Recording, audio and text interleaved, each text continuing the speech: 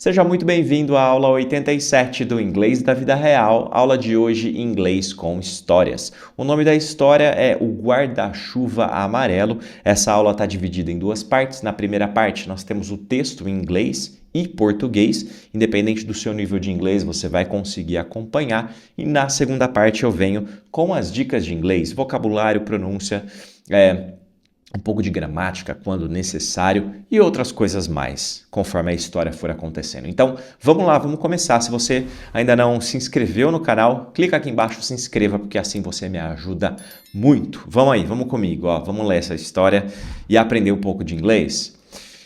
3 days ago, he quit his job. No plan, no backup.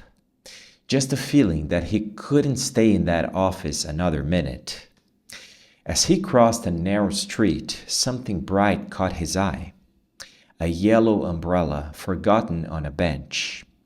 It looked out of place, almost glowing in the gray morning. Without thinking, James picked it up. Inside the umbrella, written in black marker, were the words, "If you're lost, follow the music." Strange, but somehow comforting. A few minutes later, he heard it.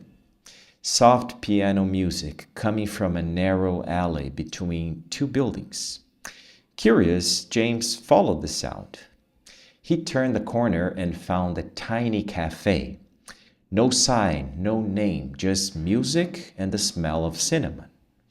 Inside, a woman with short silver hair played the piano.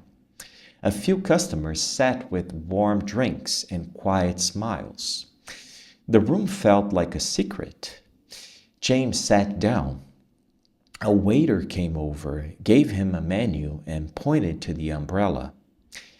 "You're the third person this week," he said. James raised an eyebrow. "The third what?" "To find the yellow umbrella." The waiter smiled and walked away. Confused but intrigued, James ordered tea. The music continued. Soft, steady, calming. The silver-haired pianist finished her song and looked at him. "You look like someone at the beginning of something." James blinked. "I just quit my job." She nodded as if she already knew. "I used to be a lawyer," she said. "Now I play music for strangers." Life changes, sometimes faster than we expect. James looked at the umbrella. "Who put it there?" The woman just smiled. Before he left, the waiter handed him a small card. It read, "Leave the umbrella where someone can find it. And when they do, help them feel less lost." James stepped back into the rain, the yellow umbrella in his hand. He still had no plan, but for the first time in a long while, that felt okay. Vamos lá, meu povo. Boa história, né?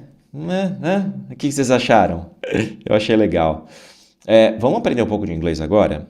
3 days ago, he quit his job. Quit, largar, desistir, sair. Quando a gente fala de trabalho, né, de emprego, pedir a conta, pedir para sair, esse tipo de coisa, né? Quando você fala de um hábito, né? Quit, parar de fumar, né? Tipo, quit, fumar, parar de fumar, deixar de fazer aquilo. Então, tem algumas interpretações. Aqui no foco, quando fala de emprego, largou, pediu a conta. Quit his job. No plan, no backup. Backup é um plano B, é um plano reserva, né? Plano B, backup. Just a feeling that he couldn't stay in that office another minute. Couldn't, ele não podia. Couldn't é could not. Então ele tinha um sentimento que ele não podia. O could é o passado de can. Can é poder, conseguir. O could eu pude, eu não pude. No caso, na negativa principalmente, né? Quando você fala eu não podia. Então, se eu falo assim, I cannot, eu estou falando eu não posso. Eu não consigo. I cannot. Vou colocar na tela aí para vocês. I cannot. I can't. né? Que é o I cannot, I can't. Agora, eu não pude no passado, I could not ou I couldn't, que é o que está ali na história, né? I couldn't. As he crossed a narrow street, something bright caught his eye. A narrow street é uma rua estreita. Narrow, tá? Então, narrow é estreita. A yellow umbrella forgotten on a bench. Guarda-chuva amarelo forgotten, esquecido em um banco. O banco de sentar é bench. O banco do Brasil é bank. Então tem bank, financeiro, e tem bench, tá? O bench é aquele banco de praça, típico banco de praça. Forgotten on a bench. It looked out of place, almost glowing in the gray morning. Out of place é fora do lugar. Fora do lugar, simples assim, tá?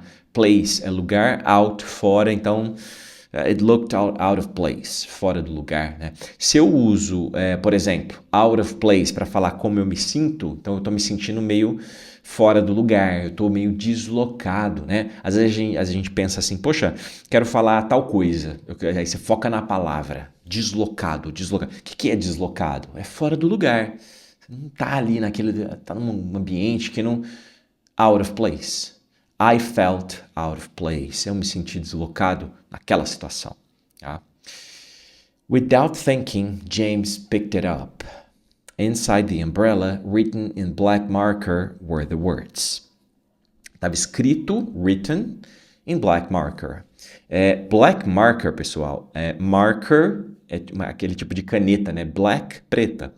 Caneta preta é basicamente isso aqui, né? Uma canetinha. A gente fala canetinha, né? Engraçado. Black marker, é exatamente isso aqui. Sharpie, tá? Tá até escrito ali, né? Na marca aqui, ó. Marker, tá? If you're lost, follow the music. Strange, but somehow comforting. Vamos lá, vamos pegar essa palavra aqui. Comforting. Calm. Esse C-O-M, começo dela aqui é calm. Calm. Comforting. Comforting. Que significa reconfortante. Repete comigo, ó. Comforting. Presta atenção na aula, cara. Larga o celular aí, a rede social. Vem comigo. Comforting. Tá bom? A few minutes later, he heard it. Alguns minutos depois, né? A few, alguns. O later é depois. Mais tarde, alguns minutos mais tarde, alguns minutos depois. A few minutes later. Soft piano music coming from a narrow alley between two buildings. Narrow de novo, né? Um estreito, só que dessa vez é um alley. Alley é um beco. Aquele tipo beco, né? Aquela ruazinha, aquela coisa bem pequena. Por isso que faz sentido narrow alley. É um beco estreito, pequeno. Curious, James followed the sound. Vamos lá. Curious é curious. Curious. Vamos lá por partes. Curious. Não vai falar os. Curious, né? Escreve assim, mas não se fala assim. Curious. Não, senhor. Curious. Curious. Repete comigo. Curious. Beleza? He turned the corner and found a tiny cafe. Turned the corner, virou, turned. Corner, esquina. Tá? Corner pode ser o canto. Você está numa sala. Então aqui tem um cantinho ali, tem um corner. Nessa sala, nessa room. Na rua, corner é a esquina. Tá? No sign, no name, just music and the smell of cinnamon. Cinnamon. Quem que gosta? Minha mulher é maluca pelo cinnamon roll lá do Starbucks. Cinnamon roll, aquele rolinho, né? De pãozinho com canela, né? Cinnamon é a canela de comida. Cinnamon. E a canela do corpo? Canela, a sua canelita aí. É shin, tá? Shin. I bumped my shin. Eu bati minha canela, tá bom? Inside, a woman with short silver hair played the piano. Vamos lá. Então tá, uma mulher de cabelo grisalho, né? Silver hair. Essa palavra silver é engraçada, né? Porque é a cor da coisa, né? Dependendo do contexto, ela pode ser prata ou, no caso do cabelo, traduzir como grisalho. Eles usam a mesma palavra, né? Silver medal é a medalha de prata. O silver hair seria o cabelo de prata, prateado. Mas a gente não fala cabelo prateado, a gente fala cabelo grisalho. Então eu interpretei para o nosso contexto, para a nossa cultura. A gente usa a palavra prata e grisalho. Nesses dois contextos, eles usam apenas silver. Silver medal, silver hair. A few customers sat with warm drinks and quiet smiles. The room felt like a secret. James sat down. Se sentou. No passado, sat é o passado de sit, tá? Sit, sentar no presente. Sat, sentou. Sit down, sente-se. Sente-se, ele se sentou, ele se senta. E sat down, ele se sentou. Como é o James, é James sat down. James sat down.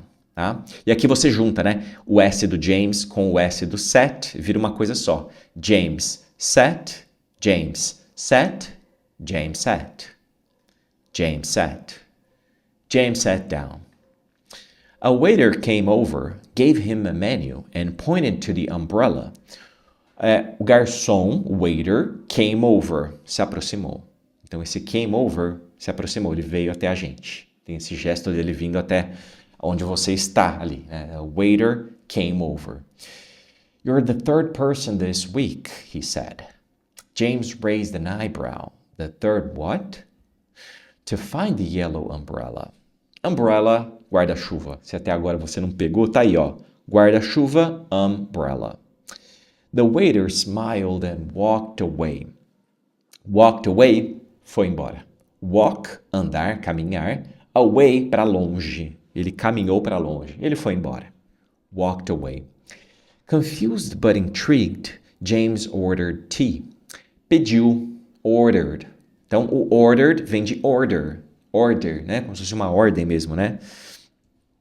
Order é um pedido. O seu pedido, que pode ser o pedido de compra lá no Mercado Livre, pode ser o seu pedido no restaurante. E o verbo pedir também pode usar order. Aqui, como está no passado, é ordered. James ordered a tea. Ou ordered tea, sem o A, né? Eu não precisa usar o A aqui. Pediu chá. James ordered tea. The music continued. E antes de continuar, deixa eu pedir um favor aqui, cara. Por favor, deixa o seu like e se inscreva no canal, porque assim você me ajuda bastante, tá bom? Só clicar aqui embaixo, se inscrever, é rapidinho e é de graça. Soft, steady, calming. Vamos lá. Esse L da palavra calm, não é? Você não vai ler ele, tá? Ele não aparece na pronúncia, só na escrita. Não fale calme, cal. É calm. Calm. Tem bastante ar colocado para fora, tá? Bastante ar. Calm. E aqui, calming. Calming. Soft, steady, calming. Repetiu comigo? Vai, repete. Calming. Agora você. Boa. The silver-haired pianist finished her song and looked at him. Looked at him. Olhou para ele. Looked. Vamos lá, no que está em amarelo ali. Laranja, amarelo. Looked at him. Looked at him. Looked at him. Looked at him. Looked at him. And looked at him. Vamos ver a frase inteira agora. The silver-haired pianist finished her song and looked at him. Quando tem uma frase muito grande, você pode quebrar. Assim como eu falo com as palavras, de você quebrar uma palavra muito grande em pedaços e depois juntar tudo. Você treina as 3 partes, por exemplo, uma palavra em 3 sílabas. Treina 1, 2, 3. 1, 2, 3. Repete. 1, 2, 3. 1, 2, 3. Depois você junta todos os sons, né? Aqui é a mesma coisa. Então, por exemplo, difficult. A palavra difícil, né? Difficult. Aí você fica difficult,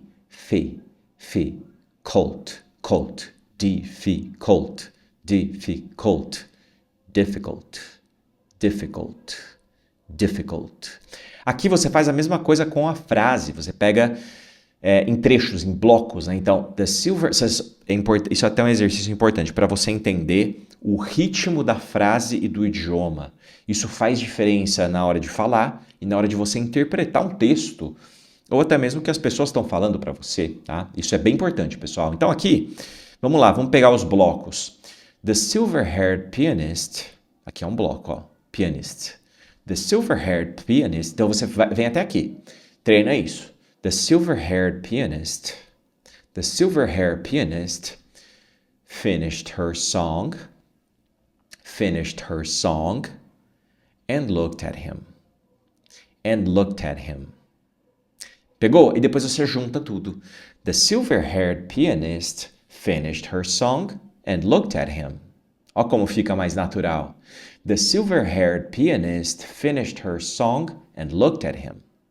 Beleza? A pausa, a hora de encaixar, a hora de soltar, é muito mais natural, muito mais fácil para você organizar suas ideias e interpretar o texto também. Porque às vezes, quando você avança, você está tentando traduzir ali, você avança uma palavra, só que ela pertence a outro bloco. Aí você está tentando conectar ela com a parte inicial da frase. E ela não, ela está conectando, ela está conversando com outras palavras. Então isso bagunça as suas ideias, tá? Esse é um dos motivos, às vezes, das pessoas lerem textos em inglês e não entender o que está sendo dito.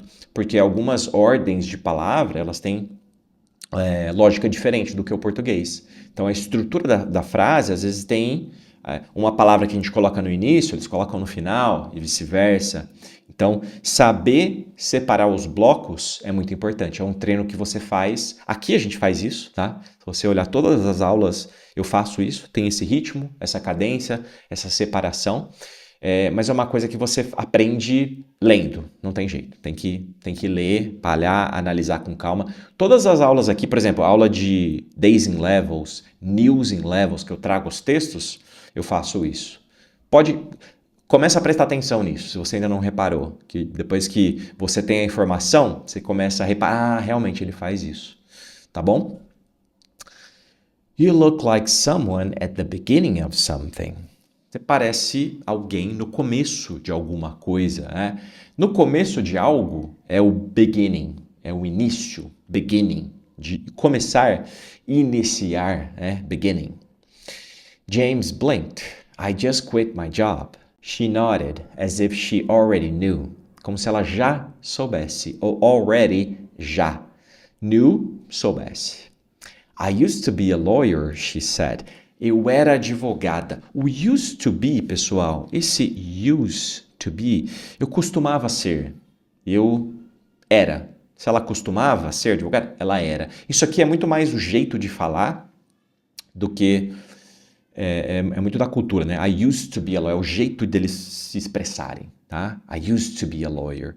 Por que você não traduziu, Vini, como eu costumava ser advogado? Porque a gente não fala desse jeito. A gente fala mais na linha do, eu era. Eu era contador. É assim que a gente se comunica. Eles usam I used to be a lawyer, tá? Diferenças culturais, pessoal, são importantes também. Não é só palavra por palavra, preto no branco. Não, tem um contexto de cultura. Como eles se expressam, como eles se comunicam, qual que é o jeito de falar.